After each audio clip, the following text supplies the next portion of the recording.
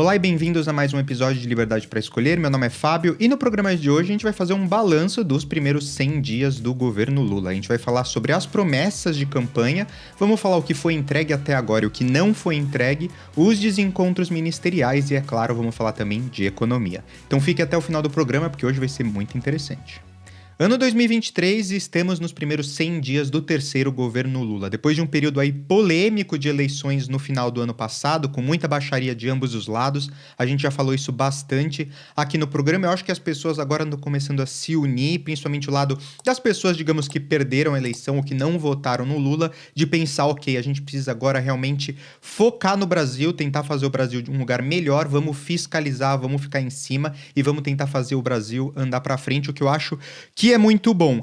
A gente sempre faz essa avaliação dos primeiros 100 dias, isso é muito comum em países desenvolvidos. Nos Estados Unidos é extremamente importante essa primeira avaliação aí dos primeiros 100 dias de qualquer governo. Acontece também na Europa de ter essa avaliação e no Brasil isso está começando a ganhar um pouco também de popularidade, de fazer essa avaliação de qual que é o resultado do governo depois dos primeiros 3 meses, depois dos primeiros 100 dias de governo. E por que essa avaliação é importante? É importante porque ela dá o tom de como é que vai ser o resto do ano praticamente do governo, como é que é o relacionamento dele com outras instituições, qual que é a facilidade que ele tem de aprovar leis ou não, qual que é o potencial criativo desse novo governo. Claro, sempre que a gente tem um novo governo, ele começa com toda aquela energia, aquela força no começo, e depois isso vai se perdendo, se desgastando ao longo do governo. Então, os primeiros 100 dias, eles são muito importantes para dar o tom de como é que vai ser o resto desse primeiro ano, mas às vezes também dá o tom de como é que vai ser o inteiro mandato desse novo presidente ou desse novo governo. Eu acho muito legal que a mídia está realmente focando agora em fazer essa avaliação dos primeiros 100 dias. E claro, aqui no canal a gente também tinha que avaliar das 19 propostas que a gente teve aí do governo Lula, o que realmente foi implementado e o que ainda não foi implementado. Mas antes da gente falar isso, vamos ver como é que está o resultado das pesquisas, principalmente da pesquisa Datafolha, o que a população está pensando e avaliando desses primeiros 100 dias de governo. E a maioria dos brasileiros, 51%, considera que o governo fez menos do que esperado nesses primeiros 3 meses. Os primeiros 100 dias do terceiro mandato do Lula também foram marcados por uma popularidade inferior às suas duas outras passagens como presidente da República. Segundo o Datafolha, desta vez 38% da população avalia o governo Lula como bom ou ótimo, enquanto a gente está falando aí de 59% que consideram o governo como regular, ruim ou péssimo. No mesmo período de 2003, ou seja, nos primeiros 100 dias do primeiro governo Lula, a sua taxa de aprovação era 43%, e em 2007, durante seu segundo mandato, a marca foi de 48%. Então, hoje, com 38%, a gente pode dizer que os primeiros 100 dias do governo Lula, na avaliação popular do Datafolha, está 10 pontos percentuais abaixo do que era quando ele começou o seu segundo mandato. O que isso me surpreende de certa forma, porque me parece que o Lula, dessa vez, teve uma força e uma popularidade muito maior do que ele tinha durante o seu segundo mandato e do seu primeiro mandato. Eu acho que as pessoas hoje, a eleição foi muito mais polarizada e você teve pessoas que no passado diziam que nunca votariam no Lula e dessa vez votaram no Lula, e você vê aí então que isso não se reflete necessariamente na popularidade do presidente. Então eu acho que a primeira coisa que a gente vê dessa pesquisa é que as pessoas estão indo um pouco céticas de como é que vai ser esse primeiro governo. Elas não estão acreditando que vai ser bom, excelente, e isso também é prova de que realmente o governo nesses primeiros 100 dias não entregou muita coisa. A gente vai entrar nos detalhes das coisas que foram entregues e o que não foi entregue, mas a gente vê que talvez as promessas tenham sido um pouco grandes demais para se entregar no curto prazo. Vamos começar então falando das coisas que já começaram a sair do papel, porque essa é uma quantidade menor de coisas na lista das 19 promessas, das principais 19 promessas do governo quando o Lula ainda estava em campanha. E a primeira coisa é, claro, a manutenção do auxílio de R$600. O novo Bolsa Família, que substituiu o programa Auxílio Brasil do governo Jair Bolsonaro, ele manteve o mínimo de R$600 mensais. Isso, na verdade, não foi uma entrega do governo agora nos primeiros 100 dias, mas foi, se você se lembra, no final do ano passado, a PEC da transição. Foi um programa que vai continuar aí beneficiando 21 milhões de famílias e, claro, esse programa ele foi responsável também por estourar o orçamento desse ano. Então, basicamente, Uma das promessas do governo Lula foi: a gente vai manter o programa social de R$ 600 por mês, que chamava Auxílio Brasil. Eles renomearam para o Bolsa Família, que também o Auxílio Brasil já era a renomeação do programa do governo Lula anterior, que era o Bolsa Família. Então, eles vão sempre reciclando os mesmos programas. Mas, na verdade, o governo Jair Bolsonaro ele tinha aumentado o valor, principalmente depois do período da pandemia, para tentar reativar a economia, para tentar ajudar as famílias em necessidade. E, claro, quando o Lula entrou em campanha, ele não podia dizer que ele ia reduzir o valor ou voltar atrás no valor. Então, uma das promessas que ele tinha que entregar de cara era, claro, manter o valor de R$ 600 desse Auxílio Brasil, que agora foi renomeado para o Bolsa Família. E a manutenção disso, o governo sabia, era, claro, estourar o orçamento para esse ano. Então, por isso que o governo de transição, no final do ano passado, fez essa PEC da transição com a Câmara dos Deputados e o Senado, né, com todo o Congresso, para poder aumentar o valor. O valor que tinha no orçamento para esse ano era de R$ 405 reais por mês para as famílias, então, ou seja, R$ 200 a menos do que o governo tinha prometido, então eles tiveram que, claro, estourar o orçamento. Então, antes mesmo do governo ser empossado, eles já estavam trabalhando e articulando fazer uma emenda à Constituição no Congresso para autorizar a nova gestão gastar acima do teto de gastos. Teto de gastos que é, claro, o próximo item prometido pelo governo, que ainda não foi entregue, mas já está em andamento, muito criticado pelo governo, que é a questão de acabar com o teto de gastos e remodelar o regime fiscal no Brasil. Eu tenho um vídeo aqui no canal que eu falo totalmente sobre isso, sobre a nova proposta do arcabouço fiscal. Você pode clicar aqui no link e assistir. Mas o arcabouço fiscal, como eu falei aqui já exaustivamente, eu não acho que foi uma boa proposta. Na verdade, o mercado inteiro não achou que foi uma boa proposta. O mercado reagiu bem porque, na verdade, o mercado reage bem pelo fato simples da gente já ter uma proposta. O fato de ter insegurança no mercado, você não saber qual é a regra, não saber o que vai acontecer, é o que faz com que o mercado fique impaciente, é o que faz com que o mercado ande para trás, segure, né, não faça investimentos, não esteja com muita atenção onde ele vai alocar os recursos, porque ele não sabe como é que vai ser a regra do jogo. Uma vez que isso é anunciado, isso libera o mercado, mesmo que seja uma proposta não muito boa, não a ideal, eu acho que o mercado reagiu de forma a pensar que poderia ter sido muito pior do que realmente foi.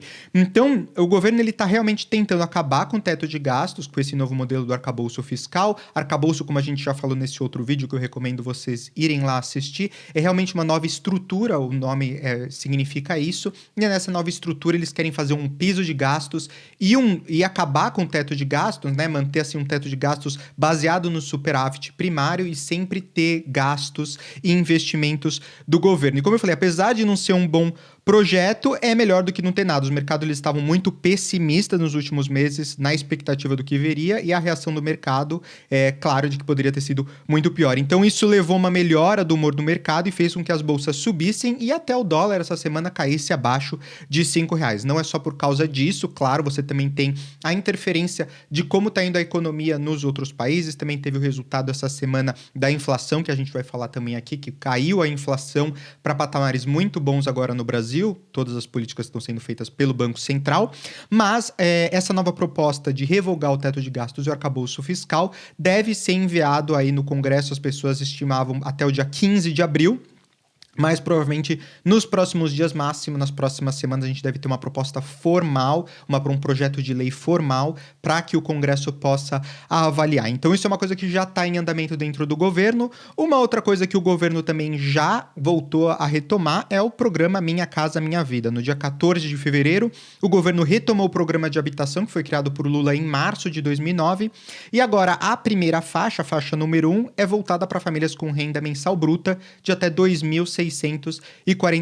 Anteriormente, esse valor era de R$ 1.800. Na verdade, de 2009 para cá, o que aconteceu foi realmente um ajuste, basicamente, da inflação. O benefício seria praticamente agora para as mesmas faixas. A gente teve um valor de inflação muito alto nesse período. E a desvalorização, na verdade, esse aumento que eles estão dando nem compensa a inflação do período. Então, eu diria que foi um ajuste inflacionário em cima do programa que já existia. Então, de 1.800 para 2.640 a faixa, mas é um reajuste aí baseado na inflação, e eles conseguiram retomar esse novo programa já no meio ali de fevereiro. A próxima coisa que o governo Lula também prometeu fazer logo que ele entrasse no governo era reajustar o salário dos servidores federais.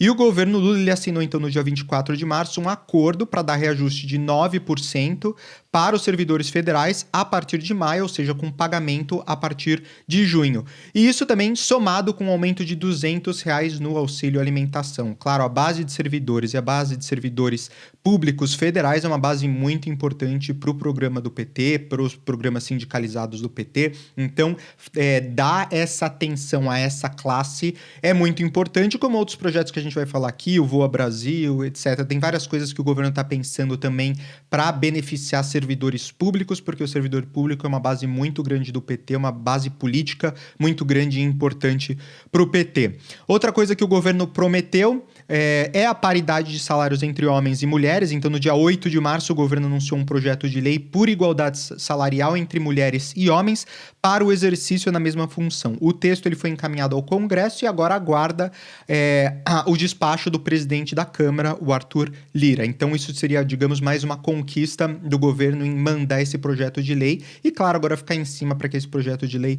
esteja aprovado. Uma última coisa aqui que também o governo conseguiu, ou, digamos, eu falo conseguiu, mas na verdade eu acho que foi uma má conquista para as pessoas, mas uma das promessas do governo era garantir direito à água e universalizar o saneamento básico. O que aconteceu foi que o governo, na verdade, o presidente Lula assinou na quarta-feira, no dia 5 de abril, 2 decretos que mudam parte da regulamentação do marco legal do saneamento. E isso foi recebido de uma forma muito ruim, não só pela direita, mas também pela esquerda e por jornalistas, etc., porque a medida ela deixou uma brecha muito grande para que companhias estaduais prestem serviços sem licitação. E isso é uma grande crítica, porque a gente conhece o histórico do governo do PT. E não só o histórico do governo do PT, mas governos em geral do Brasil. A gente sabe de corrupção, a gente sabe de mensalão, principalmente nos níveis estaduais, municipais, isso é muito difundido e o governo deixar uma brecha dessa para que aconteçam obras sem licitação significa favoritismo, significa dar obras superfaturadas. A gente sabe de todas as coisas que acontecem no Brasil quando não tem processo de licitação. O governo acha que não tendo licitação vai acelerar o processo, só que ao mesmo tempo eles mudaram a data do marco do saneamento, posteciparam a data do marco do saneamento. Então, assim, mensagens muito confusas com relação a isso. O governo considera como se fosse uma vitória, né, nesse novo marco, digamos, do saneamento ou do direito à água e universalização do saneamento básico, mas, ao meu ver e de muitas pessoas, isso, na verdade, foi um passo atrás e a minha grande crítica, claro, é com relação a essa brecha na parte de licitação. Então, eu acho que nas primeiras entregas aí do governo, a gente vê que o governo tentou focar nas coisas que eram mais fáceis, mais rápidas de entregar. Às vezes não da forma mais completa possível. Acho que a proposta mais importante, claro, foi a questão fiscal, a questão do arcabouço fiscal e de acabar com o teto de gastos. Essa foi a parte mais importante que o governo já está trabalhando. Mas vamos então agora falar das propostas que ainda não saíram do papel. Mas antes da gente entrar nessas propostas, eu queria falar para vocês sobre um app que eu tô amando, super legal, fantástico, chamado Hallow, H-A-L-L-O-W.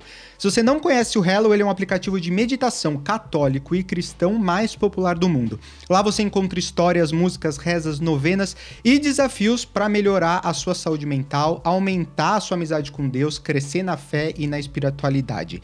Eles não são patrocinadores aqui do canal ou do episódio, mas eu recomendo muito porque eu uso todos os dias, o aplicativo é realmente fantástico, os conteúdos são muito bons. Eu sou um Herald Hallow, ou seja, eu participo aí do grupo de pessoas que ajuda a desenvolver e promover esse aplicativo, mas eu não ganho nada com isso. Se você baixar o app ou não baixar o app, eu não ganho nenhum centavo, eles não estão pagando nada por essa promoção aqui no vídeo. E, na verdade, tem mais um benefício muito legal para vocês, é que se vocês usarem o link aqui na descrição, vocês ganham 3 meses grátis para usar o aplicativo e você poder testar e ver se você realmente gosta. Na verdade, quem ganha com isso é só você, eu não tenho nada a ganhar, não estou ganhando financeiramente nada, porque eu realmente acredito e gosto muito desse app, eu uso todos os dias. Hallow, H-A-L-L-O-W, o link está na descrição desse vídeo. Vamos falar então agora das propostas que ainda não saíram do papel. E a primeira e mais importante delas é a redução da taxa de juros.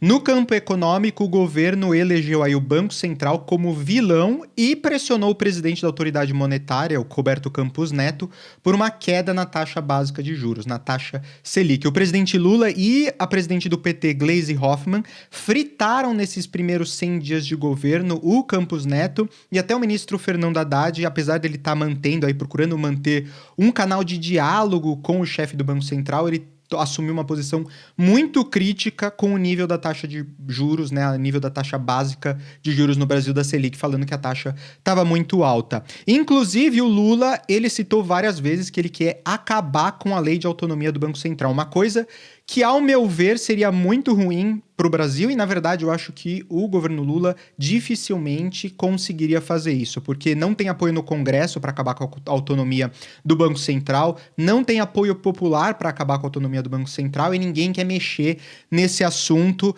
em como é que os três poderes mais o Banco Central estão distribuídos no Brasil em termos de democracia e Constituição e esse tipo de coisa. Então, a alternativa que o Lula está esperando para tentar resolver esse imbróglio é, claro, fritar cada vez mais o Roberto Campos Neto para que ele saia do cargo e, claro, novas pessoas sejam indicadas que tenham mais alinhamento com as diretrizes políticas do governo. O que é muito feio um presidente da República ficar fritando as instituições, queimando as instituições, falando mal, colocando um contra o outro e falando que vai acabar com a autonomia das instituições no país. Principalmente a esquerda, que sempre foi muito crítica do Bolsonaro quando o Bolsonaro fazia isso. Claro, é extremamente ruim, não importa quem seja o presidente, isso enfraquece a democracia, mas a esquerda sempre se considera moralmente superior e, claro, foram eles que inventaram essa tática de ficar atacando as instituições democráticas e agora eles se fazem de, né, moralmente superiores. Então,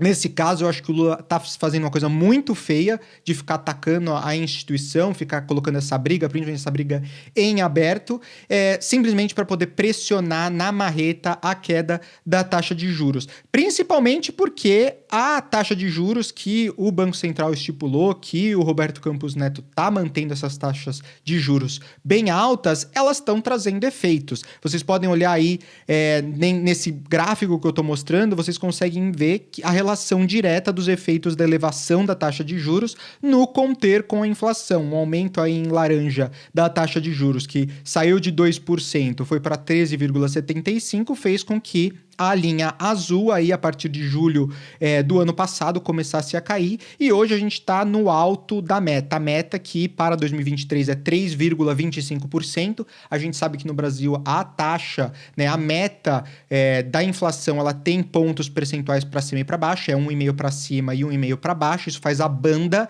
as faixas superiores e inferiores, então você tem um teto e um piso da meta.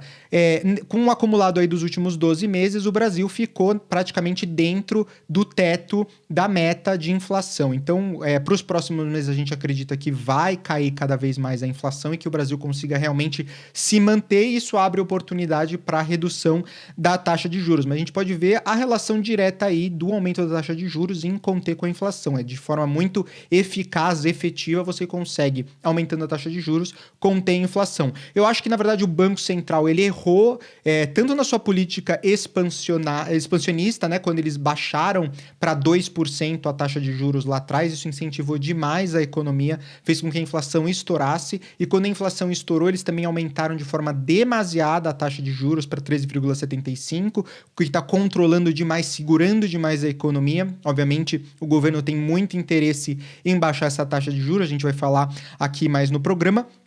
Mas eu acho que é um resultado bom já a gente ter a inflação mais baixa. Isso vai ajudar a trazer a taxa de juros para baixo. Como eu falei, é uma meta, uma das prioridades do governo é baixar a taxa de juros. E o interesse em baixar a taxa de juros é que o governo acredita que, baixando a taxa de juros, ele vai desonerar os altos custos do orçamento federal e, ao mesmo tempo, incentivar a economia para atingir um crescimento maior do PIB. Um crescimento maior do PIB que vai ser direto a um crescimento, a um superávit primário fiscal do governo, tão necessário para poder também bancar esse novo arcabouço fiscal que o governo está planejando. Isso vai permitir que o governo gaste mais. Então, taxas de juros mais baixas não só incentivam a economia, aumentam a economia porque as pessoas começam a gastar mais, isso aumenta a arrecadação do governo, maior arrecadação faz com que o governo possa gastar mais nos seus projetos sociais, então o governo tem muito interesse nisso, mas também desonera, diminui os custos que o governo está pagando para pegar em dinheiro emprestado, usando uma taxa Selic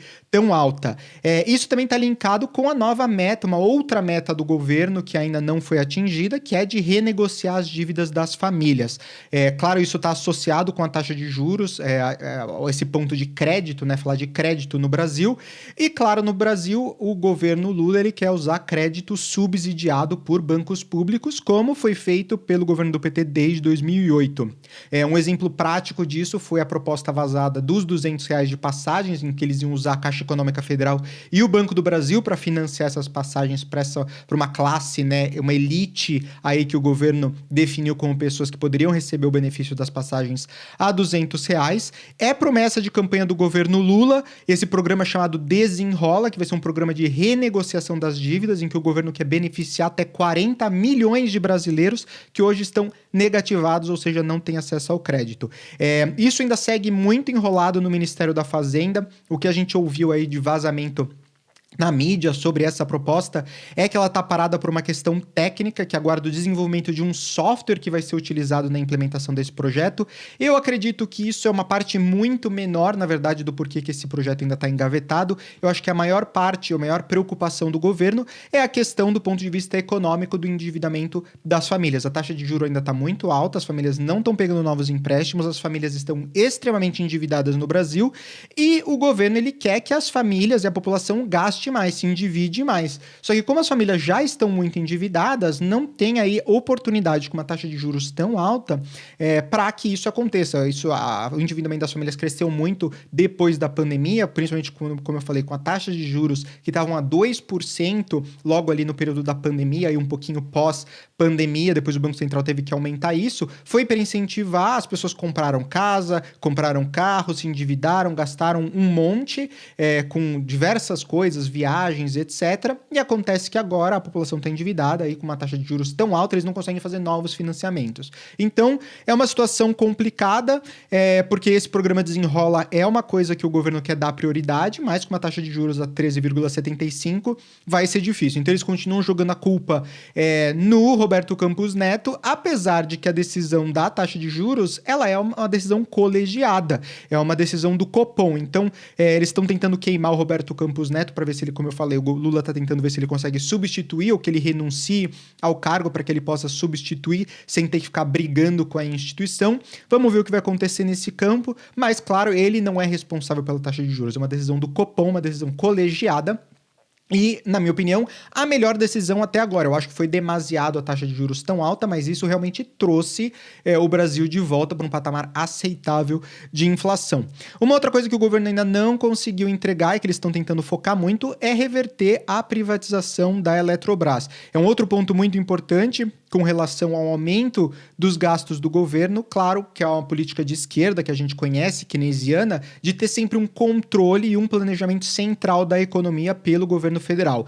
É uma das formas que o governo ele faz, né, para atingir isso, é usar, claro, as empresas estatais, porque ele controla através de leis o mercado, ele restringe o mercado através de leis, através da taxa de juros e vários mecanismos que o governo tem ali à disposição, mas ele também utiliza das empresas estatais. É mais fácil, mais direto, ele poder influenciar o mercado, influenciar gastos públicos, poder interferir diretamente nas estatais. Então, reverter a privatização das empresas, principalmente empresas como a Eletrobras, e uma outra que estava sendo cogitada também, que era os Correios, inclusive pesquisas recentes mostram que a população é contra a privatização dos Correios.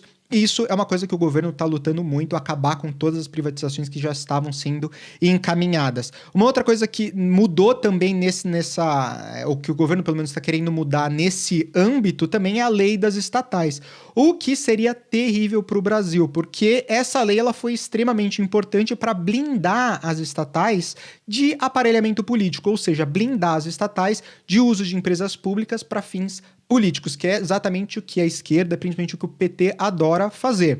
Eles estão tentando acabar com essa lei das estatais também e acabar com essa blindagem que hoje tem, para poder fazer indicações políticas, colocar gente em cargos, pessoas que não são capacitadas, como a gente sabe que aconteceu na Petrobras, nos escândalos do Petrolão e tudo mais. Então, esse ponto é um ponto que seria muito ruim para o Brasil, não importa se você é de esquerda ou de direita, foi uma conquista muito grande, muito importante para o Brasil, que o governo quer reverter. Felizmente ainda não conseguiram, mas está ali como uma pauta prioridade do governo. Outra coisa que eles ainda também não fizeram, que está associada com essa, é uma nova política de preços da Petrobras. Além de reverter as privatizações, né, eles têm um objetivo muito grande de voltar a fazer a Petrobras ser parte da máquina pública. O presidente Lula, ele defende uma interferência cada vez maior na empresa e em mudar a governança para poder influenciar as políticas de preço da Petrobras. O governo do Bolsonaro, ele conseguiu, de certa forma, indicar pessoas técnicas para a Petrobras, o que foi uma grande conquista também do governo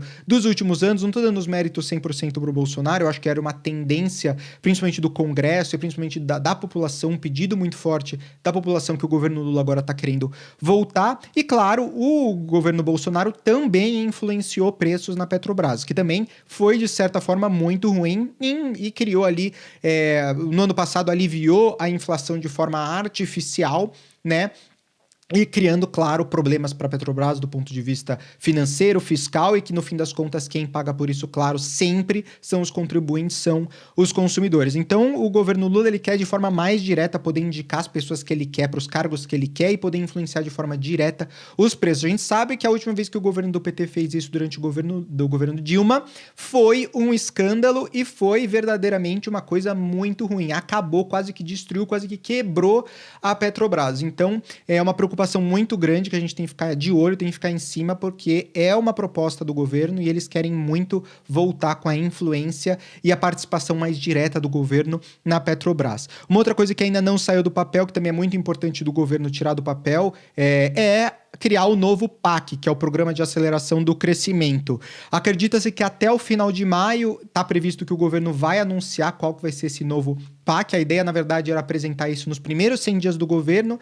Nada foi apresentado, então a gente espera que até o final de maio venha alguma coisa, porque até agora não teve nenhum anúncio do governo com relação ao PAC.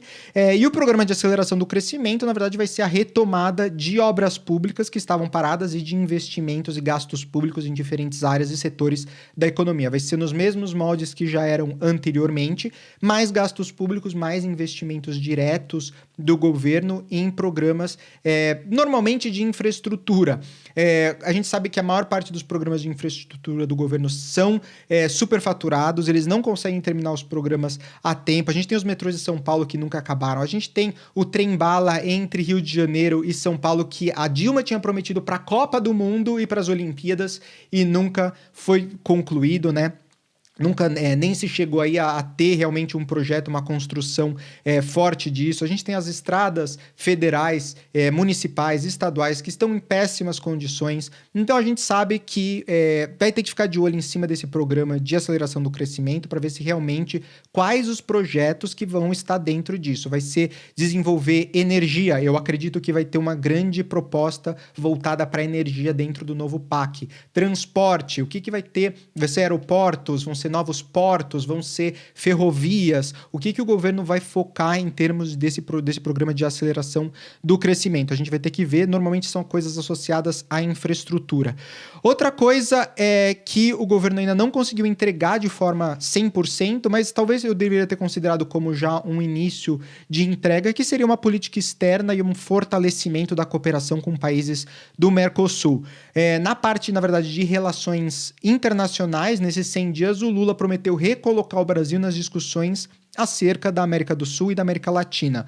Uma das conquistas do governo, inclusive, é voltar a integrar a União das Nações Sul-Americanas, a Unasul, que foi rompida em 2019 por determinação do governo Bolsonaro. Além disso, há o debate da criação de uma moeda comum entre o Brasil e a Argentina. Eu tenho um vídeo também aqui no canal que eu falo e explico com muito detalhe essa ideia de criar uma moeda comum entre Brasil e Argentina, que talvez depois pudesse se expandir também para o Mercosul, que seria muito ruim também, principalmente se eles estão pensando em criar uma moeda nos moldes de um euro aqui na América do Sul. Então o link também está aqui, você pode clicar e assistir esse vídeo em mais detalhes. Mas uma coisa importante que aconteceu no governo Lula, falando em relações internacionais, não necessariamente de Mercosul ou de América Latina, é um estreitamento das relações entre o Brasil e a China, que é o maior parceiro comercial do Brasil. O Lula está tentando aumentar a relação com Pequim para tentar buscar não só novos investimentos da China no Brasil, o que acaba sendo ruim para o Brasil, porque cria uma dependência com a China. A China usa disso muito na África para fazer uma forma moderna, né, de colonialismo, no qual eles estão aí tentando usar desses países para obter seus recursos minerais, minérios e tudo para poder manter a produção na China alta. O Brasil, obviamente, tem muitos minérios, muitas fontes naturais que a China estaria interessada em utilizar, e isso com certeza seria em contrapartida de investimentos chineses no Brasil. Existe, claro, a gente já viu investimentos na parte de segurança, o governo do estado de São Paulo usando câmeras chinesas para fazer fiscalização. Enfim, já existe uma cooperação com a China, o governo Lula está tentando aumentar ainda mais, estreitar ainda mais esses laços comerciais entre esses dois países. E uma coisa que também se iniciou, que é extremamente importante, é a tendência que aconteceu principalmente com a China e com a Rússia depois do início da guerra da Ucrânia, é de acabar a dependência do dólar para poder fazer transações comerciais. O Brasil também assinou com a China recentemente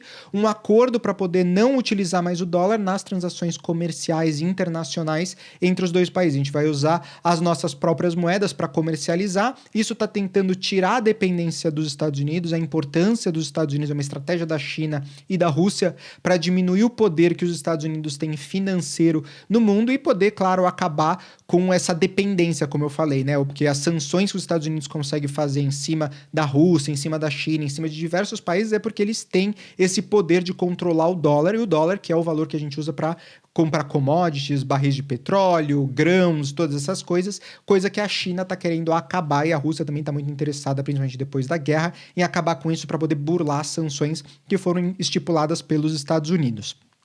Então a gente vai ter que ficar de olho aí para ver o que vai acontecer, mas a gente vê que em termos de relações internacionais o Brasil está querendo voltar ao centro das atenções, mas com alguns relacionamentos que talvez não sejam os melhores. Obviamente, o PT sempre vai querer fazer relacionamentos com governos que sejam de esquerda, governos mais totalitários, governos comunistas, socialistas, do que governos libertários, como são os governos, por exemplo, mais na Europa, Estados Unidos, Inglaterra, enfim, esse tipo de coisa a gente vai ter que ficar de olho para ver como é que o governo vai seguir, mas é uma das metas do governo, colocar o Brasil de volta no centro das relações internacionais e não só fortalecer também a região aqui da América Latina e no Mercosul. Uma outra coisa que também a gente fala muito no programa e também a gente fala no nosso Instagram, no Sesco, né, no Centro de Escolha do Consumidor, é a regulação dos aplicativos. Então é um tema que está sendo discutido nos grupos de trabalho do Ministério do Emprego e do Trabalho. O presidente Lula ele já havia dito em campanha que ele iria regulamentar o trabalho por aplicativos com o objetivo de sindicalizar os motoristas para implementar as mesmas regras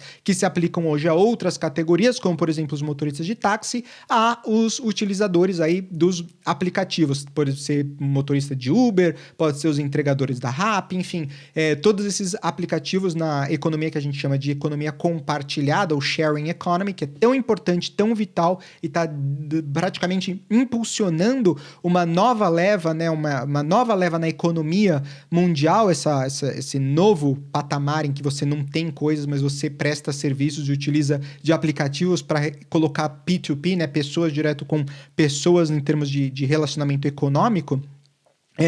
Os motoristas e os consumidores, eles não gostam dessa proposta. A gente já falou aqui no canal, você pode também clicar nesse vídeo aqui no link aqui em cima.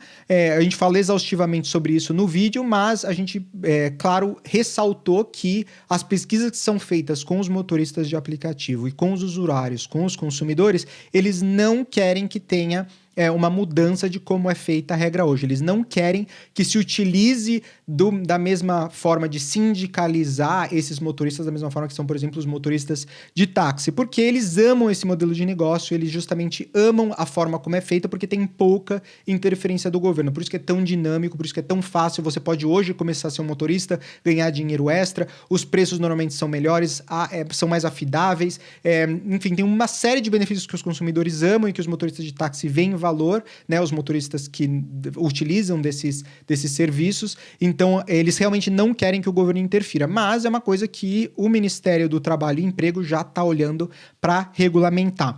Uma outra coisa que o governo prometeu também é a isenção do imposto de renda para quem ganha abaixo de 5 mil reais. Isso o governo ainda não conseguiu entregar, mas ele já conseguiu dar os primeiros passos. Então o presidente Lula ele confirmou a isenção do imposto de renda concedida para quem ganha até 2 salários mínimos. Isso então é um total de R$ 2.640, só que ainda não conseguiu entregar os 5 mil reais, né, o valor de 5 mil reais de campanha. Esse valor aí de 2.640, ele começa a entrar em vigor a partir do mês que vem, a partir do mês de maio, a isenção, e ele prometeu, o governo e o presidente Lula, que gradativamente eles vão chegar nos 5 mil reais. Então isso ainda não foi entregue para o governo da forma como foi prometida na eleição, mas já deu os primeiros passos e realmente precisava fazer o reajuste da tabela do imposto de renda, porque estava muito defasado, porque a gente tem hoje o imposto de renda no Brasil, eles são em faixas, e quando você tem inflação, você acaba reajustando o salário das pessoas. Se você não reajusta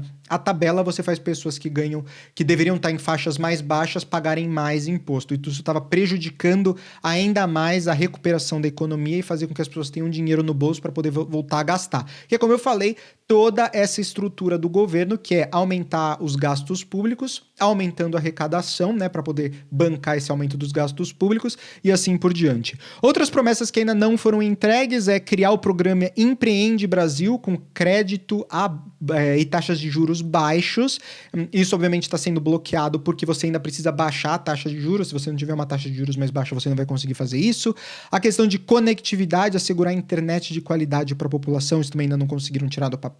Tirar o Brasil do mapa da fome, combater mineração ilegal na Amazônia, retomada da reforma agrária, enfim, um monte de promessa de campanha que ainda o governo precisa atacar, que eles não conseguiram nesses primeiros 100 dias, mas além de todas essas promessas de campanha, também tiveram desencontros do governo. Mas antes da gente falar dos desencontros do governo, se você estiver gostando desse vídeo, clica no curtir, se inscreve no canal e clica no sininho para ser notificado quando novos vídeos são postados aqui no canal. E você também pode ouvir a versão áudio desse vídeo em todos os aplicativos de podcast. Basta procurar a gente como Liberdade para Escolher. E eu queria então terminar o programa de hoje falando sobre alguns dos desencontros, ou seja, das bolas fora do time ministerial. Alguns membros do governo, eles abraçaram então o desejo de Lula de entregar novos projetos, serem criativos, inventarem novas coisas nesses primeiros 100 dias e de divulgar eles para a população. O que acontece, no entanto, é que muitos dos ministros, eles não combinaram com a presidência da República e não combinaram com a Casa Civil esses projetos, então acabou gerando alguns desgastes no governo. O primeiro, a gente também já falou aqui no canal, você pode assistir ao vídeo clicando no link aqui em cima, é o ministro dos Portos e Aeroportos, Márcio França, quando ele anunciou o programa Voa Brasil, que segundo ele ofereceria passagens por R$ 200 para aposentados, estudantes, servidores públicos e pessoas com renda de até 6,8 mil reais. Fizemos também um vídeo aqui, como eu falei, você pode ir lá conferir, saber mais sobre isso, mas as declarações do ministro, eles foram feitos sem a aprovação do Palácio do Planalto, tampouco com estudo de viabilidade de como é que isso seria feito, né? Sem nenhum estudo do governo, a gente criticou muito isso no vídeo, falando como não tinha nenhum estudo de como é que seria implementado, de onde o dinheiro viria e por que eles escolheram essas pessoas, essas classes, para poder entregar esse novo programa social. Como resultado, o próprio presidente Lula, ele deu um recado público ao ministro França durante uma reunião ministerial. No encontro, Lula afirmou, abre aspas, que ele não quer nenhuma genialidade, fecha aspas. Tudo deve ser anunciado passando, claro, antes pela Casa Civil.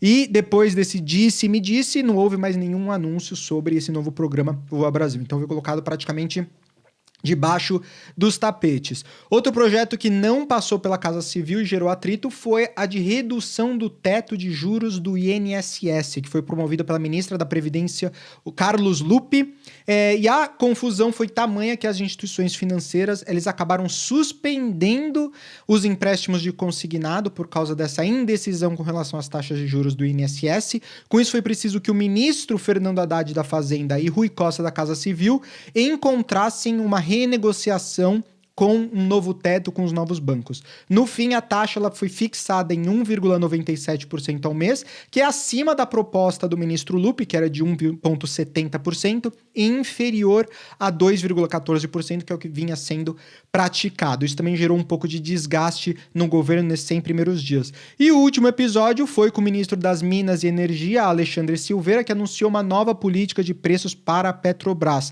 sendo questionado pela própria companhia na sequência como é que seria essa nova política de preços. Mesmo com a alteração da política de preços de paridade de importação, o chamado PPI, que leva em conta as oscilações do dólar e do barril de petróleo no mercado internacional, isso, apesar de ser uma demanda do Lula, como a gente já falou aqui no programa, o próprio presidente ele procurou desfazer essa fala do Silveira, dizendo que não teria interferência. Enfim, a gente sabe que o governo do PT ele quer ter interferência direta nos preços, mas o governo quer estudar, claro, como é que ele vai fazer isso de forma a não alarmar os mercados.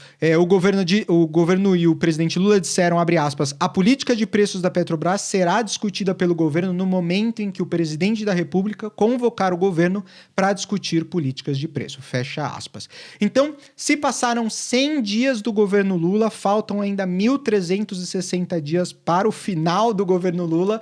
Bola para frente, a gente vai continuar fiscalizando, monitorando as promessas de campanha, as propostas do governo e as entregas do governo com o objetivo claro de levar o Brasil para frente e ter o melhor Brasil para os consumidores, para os pagadores de imposto e para os cidadãos. É isso por hoje, espero que vocês tenham gostado desse vídeo. De novo, se vocês gostaram, clique em curtir, se inscreve no canal e clica no sininho para ser notificado quando novos vídeos são postados aqui no canal e nos vemos na semana que vem. Tchau!